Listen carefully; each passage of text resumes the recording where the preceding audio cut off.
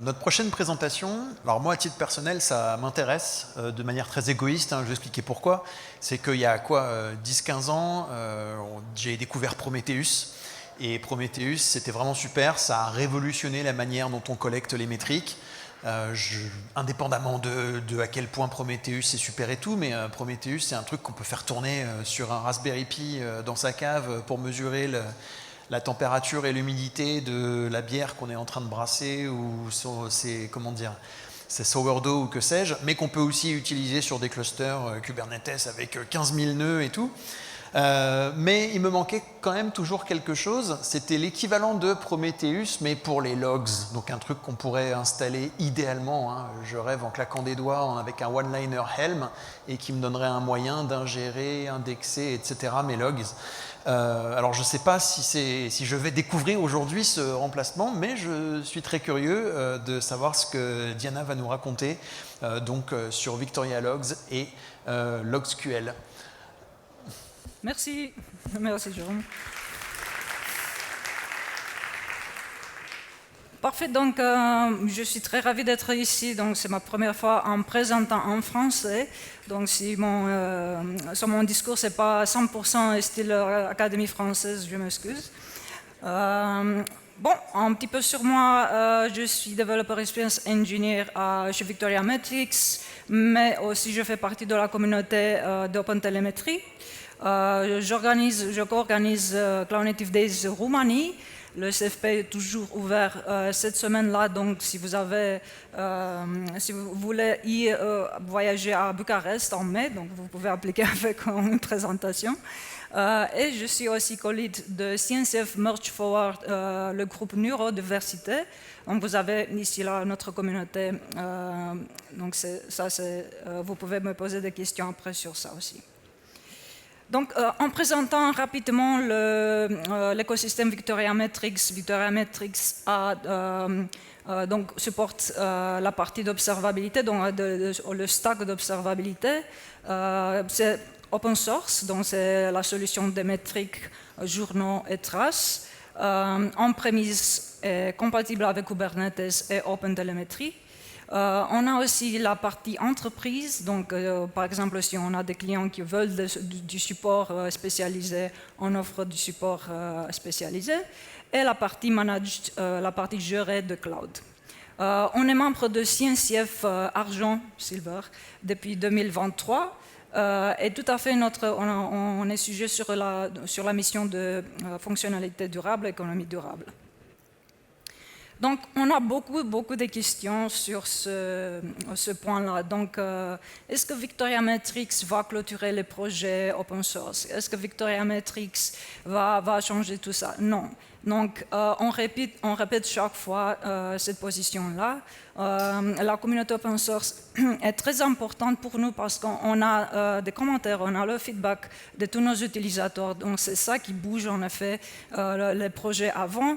Depuis le premier moment avec les métriques, c'est ça qui a bougé avant et a amélioré en effet le produit. On fait la même chose avec les logs et on va faire la même chose avec les traces. On n'a pas des investisseurs dans nos produits, donc on n'est pas obligé de fermer, de clôturer le projet. Donc ça, c'est important, je crois, de transmettre, de clarifier vers nos utilisateurs. On a beaucoup de contributions dans l'écosystème cloud native et open source.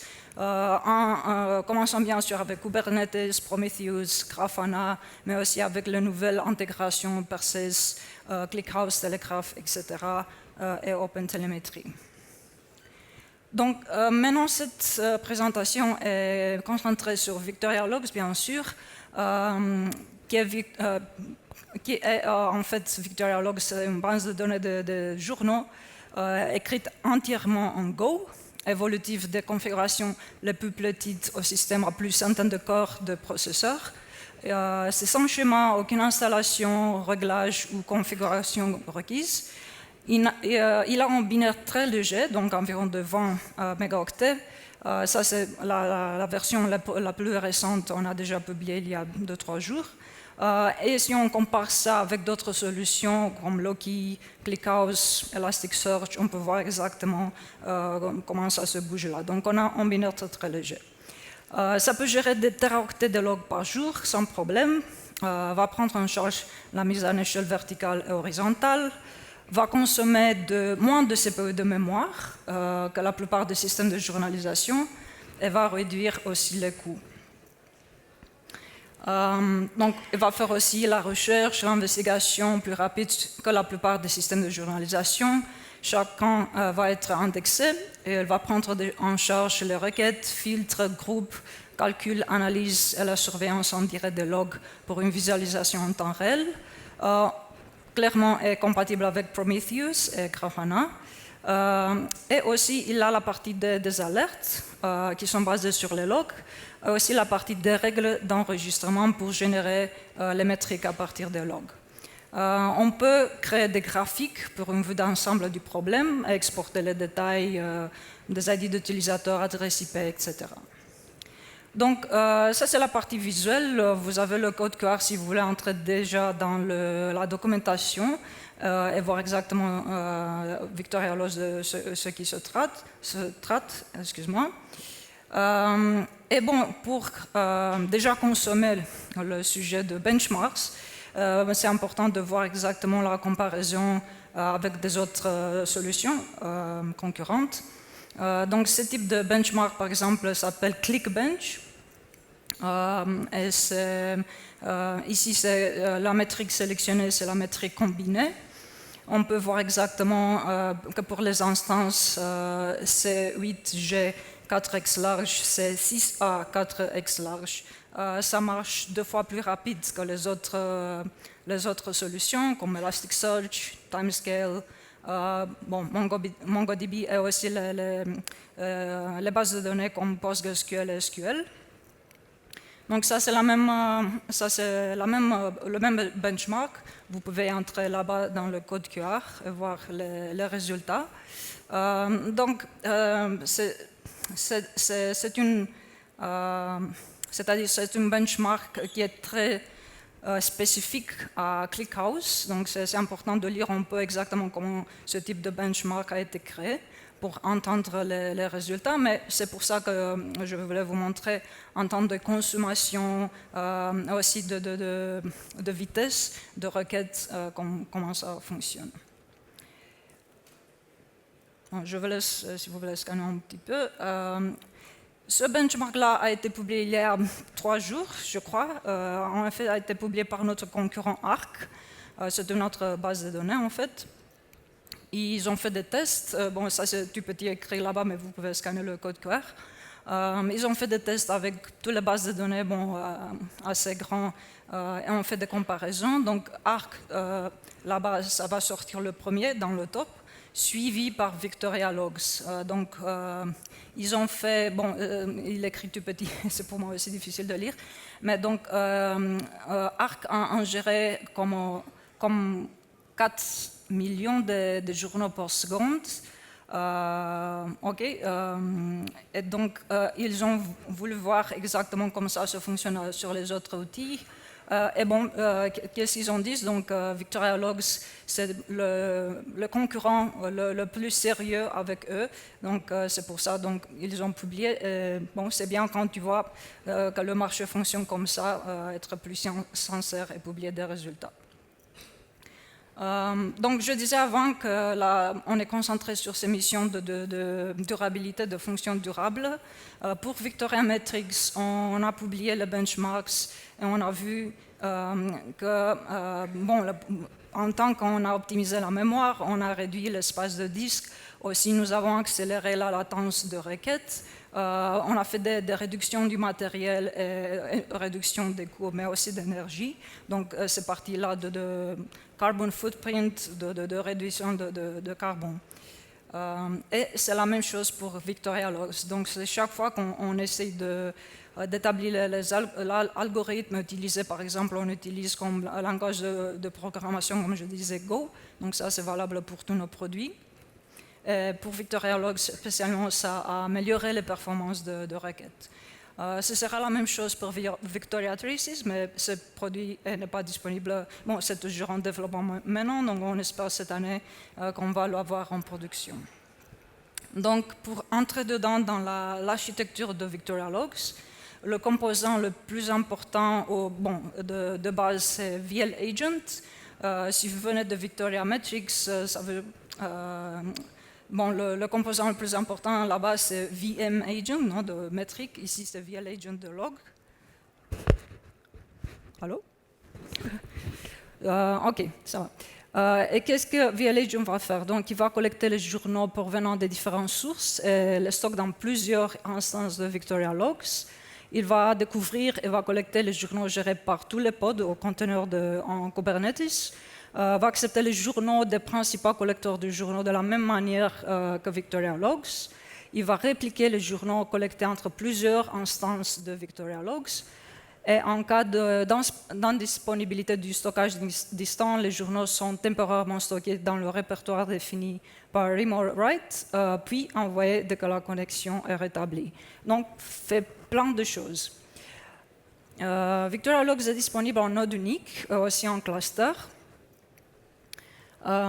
Et aussi, donc on peut déployer Victoria Logs avec les binaires précompilés ou via le graphique Helm sur Kubernetes.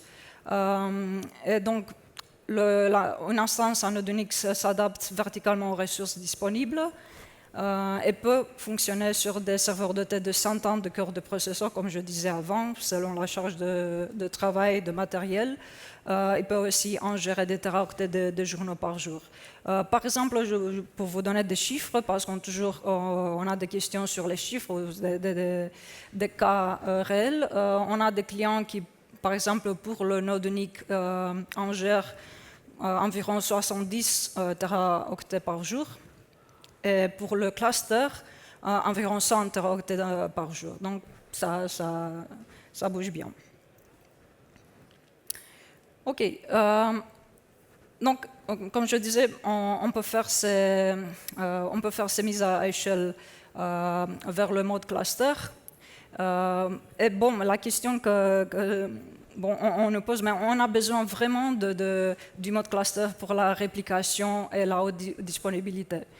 Non, ce n'est pas nécessairement. Donc, on peut essayer d'utiliser le mode unique, node unique. Et donc, après savoir si ça fonctionne ou on a besoin de faire une mise à échelle. Donc, pour Victoria Logs, ça adopte une approche différente de notre solution de métrique. Au lieu de se répliquer entre les nodes de stockage, Victoria Logs assure généralement une haute disponibilité en se répliquant au niveau de la couche d'ingestion avec VL Agent et en envoyant les mêmes journaux à plusieurs cibles Victoria Logs indépendantes, soit plusieurs instances en node unique ou plusieurs clusters distants. Donc ici, toutes ces fonctionnalités de base en fait, sont également partagées. Puisqu'il s'agit d'un même fichier binaire sous-jacent, les fonctionnalités principales sont également partagées. Et on va voir après exactement chaque rôle, qu'est-ce qu'il fait. Le langage de requête, c'est LogSQL. Donc attention, le LogQL, c'est le langage de requête de Loki. Pour Victoria Logs, c'est LogSQL.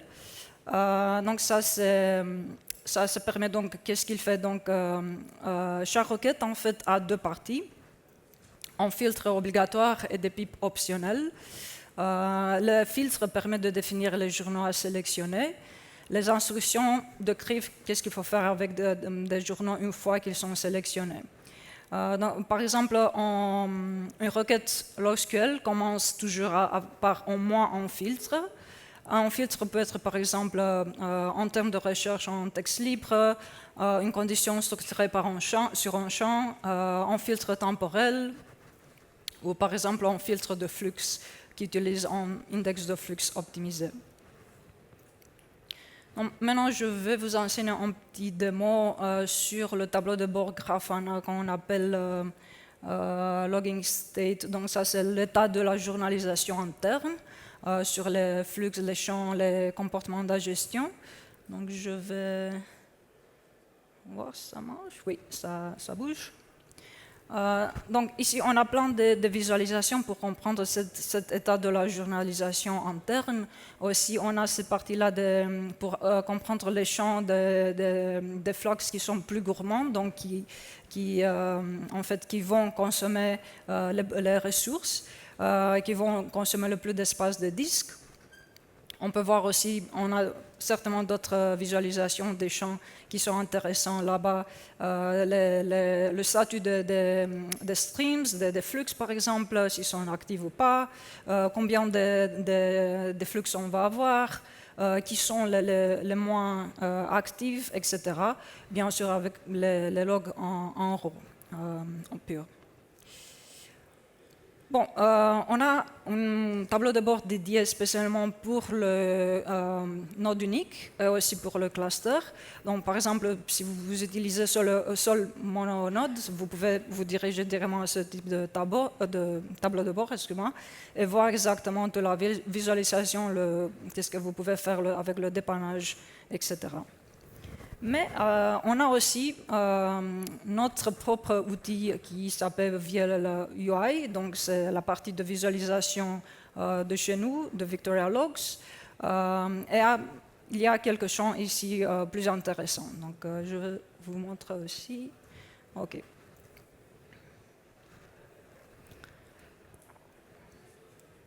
Donc on peut grouper ici par flux.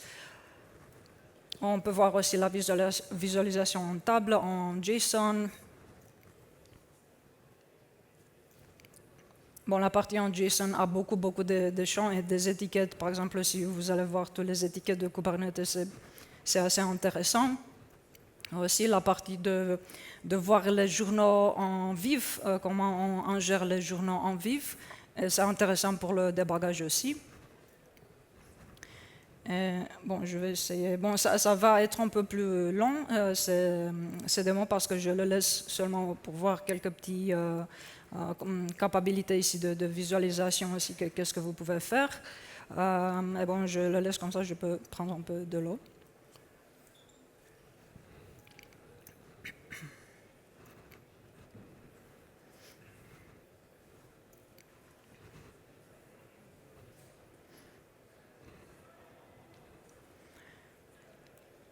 Bon, pratiquement sont des trucs assez similaires avec Grafana, mais ici on a quelques détails plus particuliers aux Victoria Logs. Donc aussi on a une partie de overview ici. Bon, c'est la partie, on va voir maintenant la partie globale. Ici, bon, on peut voir le total des journaux, les journaux par seconde par exemple. Les unique log streams, donc je ne sais pas comment traduire ça vraiment en français. Bon, donc c'est plein de trucs que vous pouvez avoir à partir de la visualisation aussi dedans, d'entendre comment on peut faire le débagage avec les journaux. Et moi, ce que j'aime aussi, c'est la cardinalité. Donc la cardinalité de champ de flux. Et voir comment ça se passe ici avec mes logs, avec les valeurs et tout ça. Donc, vous pouvez clairement nous donner des feedbacks sur cette partie de visualisation, et si vous pensez à autre chose que c'est bien d'avoir, on est toujours ouvert de recevoir le commentaire.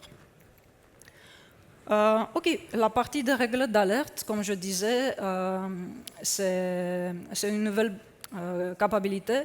Donc, on a la Victoria Logs qui est la source des données pour les alertes, tandis que VM Alert est l'exécuteur des règles. Victoria Logs stocke les journaux et calcule des statistiques à partir de ces journaux à l'aide de LogSQL, donc le langage de requête. VM Alert va lire les fichiers YAML des règles, il va exécuter périodiquement les requêtes de ces règles et détermine si une alerte est déclenchée et choisit l'emplacement d'enregistrement des résultats des règles. Et Alert Manager reçoit les notifications de VM Alert et les achemine vers Slack, par email ou PagerDuty. Et comme je disais, on a aussi des règles d'enregistrement. Qu'est-ce qu'une règle d'enregistrement? C'est une règle que VM Alert exécute de manière planifiée. Donc, elle transforme le résultat numérique de notre requête en une série temporelle, puis envoie les échantillons en système de métriques, par exemple Victoria Metrics, via une écriture distante. Et elle ne produit que des données de métrique réutilisables dans le tableau de bord ou comme entrée pour des autres alertes. Bon, pour la partie de cluster, donc déjà on entre un peu petit dans l'architecture de cluster chez Victoria Logs. Donc, dans un cluster VL Insert, il s'agit ici de la passerelle d'écriture. Les expéditeurs de journaux, donc collecteurs VL Agent, Vector, FriendDB, FriendBit, Promptel, OpenTelemetry, etc. Ils envoient des données à VL Insert. C'est la partie d'insertion. Il partitionne les journaux d'entrant et les transmet au VL Storage, donc c'est la partie de stockage. Et bon, il a un point de termination spécifique ici. Donc, qu'est-ce qui se passe si une node devient indisponible?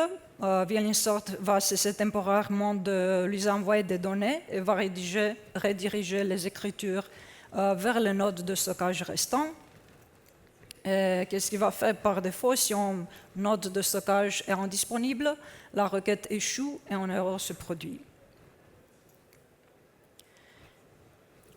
Pour le routage de sécurité, donc pour éviter toute utilisation inattendue de ces composants, il est courant d'utiliser un équilibreur de charge prenant en charge le routage strict tel que VMAuth. Bon, c'est ça. Et bon, ici pour les points de termination de l'API public sont destinés aux clients. Donc on a insert pour la gestion dans VL Insert et select pour les requêtes dans la sélection. Les points de termination internes au cluster sont réservés à la communication entre composants. Internal insert et internal select. Et les chemins d'accès doivent être accessibles uniquement au sein du réseau privé et ne jamais être exposés publiquement. Et VL Storage est un service en effet privé, accessible uniquement depuis l'intérieur du cluster. Donc, pour Victoria Logs Cluster, donc, tous ces rôles sont identiques au système binaire. La différence réside dans la manière de la démarrer. Donc, qu'est-ce qui se passe, par exemple, si notre infrastructure mononode devient insuffisante, on n'a pas besoin de migrer vers un autre produit. Donc, on peut conserver en effet l'instance Victoria Logs mononode existante. Par exemple, ici, on a le VL Storage 1. On peut déployer une instance supplémentaire, VL Storage 2, avec sa propre configuration. Et puis, on peut démarrer en plusieurs instances de passerelle, le storage node, pointant vers les deux nodes de stockage.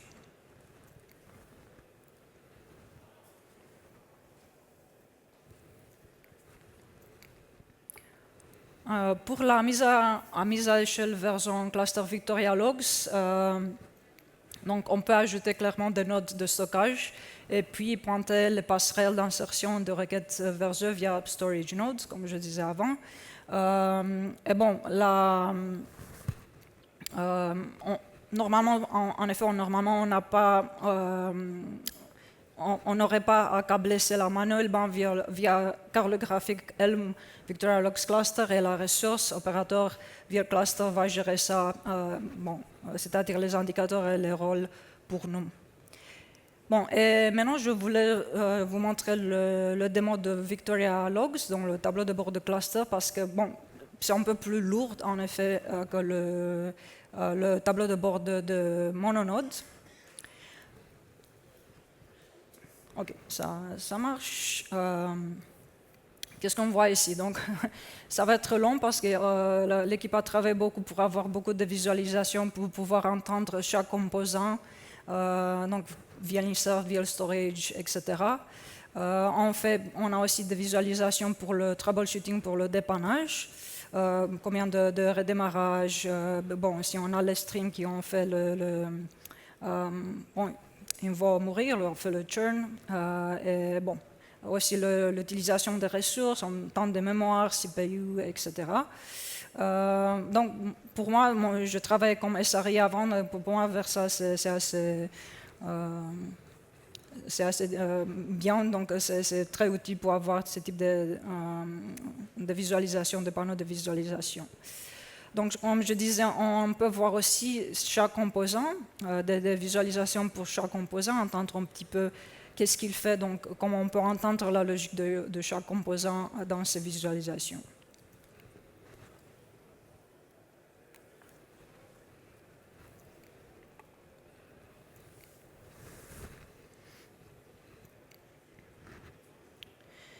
Bon, parce qu'on a beaucoup de dire à partir des fonctionnalités utiles, donc c'est VictoriaLogs, notre équipe, ils aiment faire des mises à jour chaque mois, donc ils ajoutent beaucoup de choses, c'est bien, en effet c'est très bien. Donc, par exemple, autre chose qui est intéressante, c'est l'API Delete, qui permet de supprimer les journaux déjà ingérés. Lorsque vous devez annuler une erreur, par exemple des secrets d'informations personnelles enregistrés accidentellement. On a aussi le suivi en direct, on a déjà vu ça, live tailing, qui permet de recevoir les nouveaux journaux en temps réel. Et aussi la multilocation, la isolation des locataires, qui permet d'utiliser un seul déploiement VictoriaLogs, mononode ou cluster pour plusieurs équipes ou environnements, tout en gardant le journaux séparés. On a aussi la protection contre le manque d'espace disque. Et bon, les maîtrises suffisent pour une alerte simple, permettent aussi d'en gérer les situations de faible espace disque avant le blocage d'ingestion. Autre chose sympa pour les utilisateurs de Loki, donc si vous voulez migrer de Loki ou vous voulez voir exactement comme se peut passer dans la migration de Loki à VictoriaLogs, vous avez un environnement de test de conversion de ces requêtes-là. Donc, toutes les ressources au final, donc, vous allez avoir toutes les ressources et aussi les slides sur mon compte de GitHub. Donc, tout ça, c'est expliqué un peu plus tard.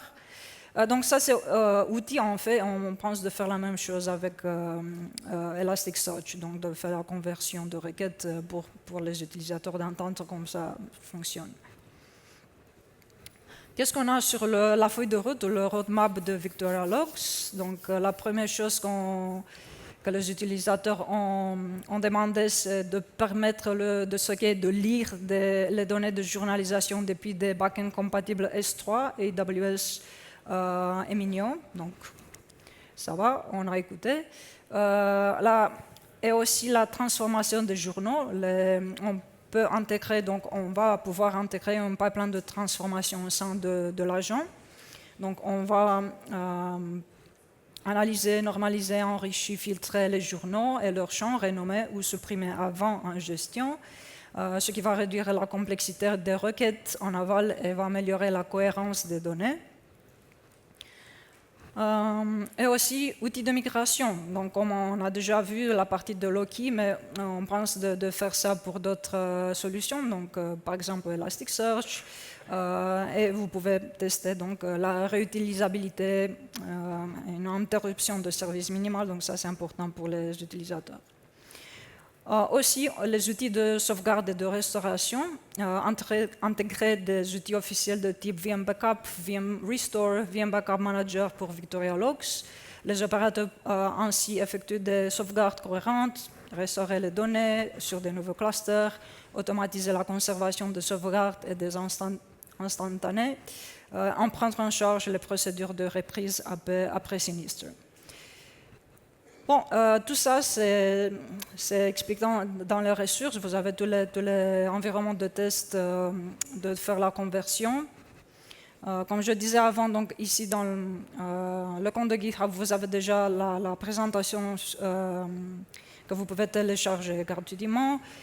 On espère qu'on va attendre votre feedback, votre question dans notre communauté. Donc là-bas, c'est le canal Slack. Vous pouvez entrer, vous pouvez déjà nous faire des questions et qu'est-ce que vous voulez.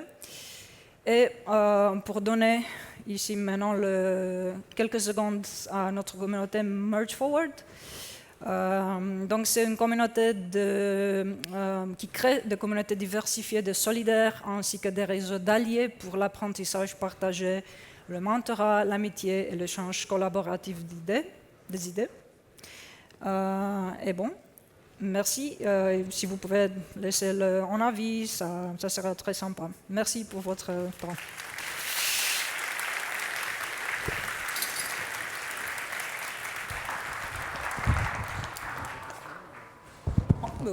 On peut prendre une, oui, si on peut essayer. Et si on peut prendre une ou deux questions. Ah, là-bas. Merci. Merci pour la présentation, c'est cool. Je suis là, de l'autre côté. Ok. Merci. Sur le VEL Alert, est-ce que c'est possible d'update la config via API ou c'est uniquement qu'en fichier de conf pour le set de rules? Bon, ça c'est une bonne question parce que je ne sais pas la réponse. Donc j'aime être sincère parce que si je ne connais pas, je ne connais pas. Okay. Mais ça c'est très bien. Donc dans la partie de communauté, on a un canal qui s'appelle Logs. On peut demander ça. Donc c'est okay. Vraiment, ce sont quelques petits détails que je ne connais pas tout en effet. Donc c'est une très bonne question et je ne veux pas donner une réponse qui est... Ça marche. Ouais. Mais bon, si vous avez d'autres questions, je peux répondre une rapidement, si je peux. J'en ai une deuxième du coup. Oui. Sur les données qui viennent d'Ingest et qui sont toutes fraîches, qui arrivent dans le VL Insert, est-ce que du coup, le VL Insert, il est mis à contribution pour requêter ces données qui sont toutes fraîches quand on est dans l'interface, que ce soit Grafana ou autre? C'est-à-dire si on peut voir les données directement en Grafana ou en... En fait, typiquement, quand on fait du tail, est-ce que le VL insert, il va être... Enfin, du coup, quand le VL select, il va interpréter la requête, enfin la query, est-ce qu'il va aller aussi... Enfin, il va aller regarder dans le storage, mais si vraiment on est sur de la donnée qui est hyper récente, peut-être que la donnée, elle n'a pas eu le temps d'être ingest dans le stockage. Bon...